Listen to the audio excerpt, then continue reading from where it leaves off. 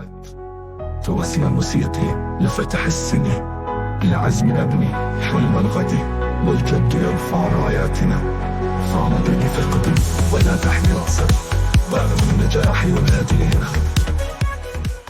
مات توسنا موسيقي لفتح السنة، العزم نبني حلم الغد، والجد يرفع راياتنا، فامضي بثقة ولا تحمي رأسك، باب النجاح ينادي هنا. في أولى حلقات برنامجكم خطوات النجاح معاكم شيماء رمضان. والنهاردة هنتكلم عن أول خطوة في طريق النجاح، تحديد الهدف. كتير من الشباب بيحلموا يحققوا حاجات كتير في حياتهم، بس السؤال هنا: هل انت عارف هدفك؟ هل عندك خطة واضحة توصلك؟ خلونا مع بعض نستكشف الإجابة. يعني ايه هدف؟ تعريف بسيط للهدف: هو الحاجة اللي انت عايز توصل لها وتشتغل عليها. زي مثلا عايز تبقى دكتور، مهندس، تبدأ مشروع، أو حتى تتعلم مهارة جديدة. ليه مهم يكون عندك هدف؟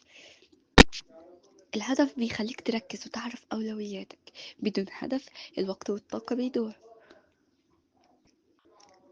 مثلا لو نزلت البحر من غير ما تعرف انت رايح فين، هتفضل تلف من غير ما توصل. ازاي تحدد هدفك؟ ركز على حاجات بتحبها أو شاطر فيها. اسأل نفسك: أنا نفسي أعمل إيه؟ لو بتحب الرسم، ممكن هدفك يكون الاحتراف في المكان ده. كتابة الأهداف على ورق. أهمية كتابة الهدف: لما تكتبه بتحس إنه حقيقي وقابل للتنفيذ. طريقة كتابة الأهداف: اكتبها بشكل واضح ومحدد، زي هتعلم البرمجة خلال 6 شهور. الأهداف الصغيرة بتوصلك للأهداف الكبيرة. قسم هدفك الكبيرة لمراحل صغيرة. مثال: لو هدفك إنك تعمل قناة يوتيوب ناجحة، أول خطوة تتعلم التصوير وبعدين المونتاج، وهكذا. التحديات اللي هي ممكن تقابلك: الخوف إن أنت تفشل، كلام الناس مش هتنجح. ردك هيكون: كل الناجحين عدوا بالتحديات دي، بس ما كملوش غير لما آمنوا بنفسهم. قصص ناجحة تلهمك، زي مثلا ستيف جوبز، بدأ من الصفر ونجح لأنه كان عنده هدف واضح. زي شاب مصري بدأ مشروع صغير بمبلغ بسيط ونجح فيه لأنه محدد هدفه. خطوات عملية تبدأ بيها: اكتب 3 أهداف نفسك تحققها.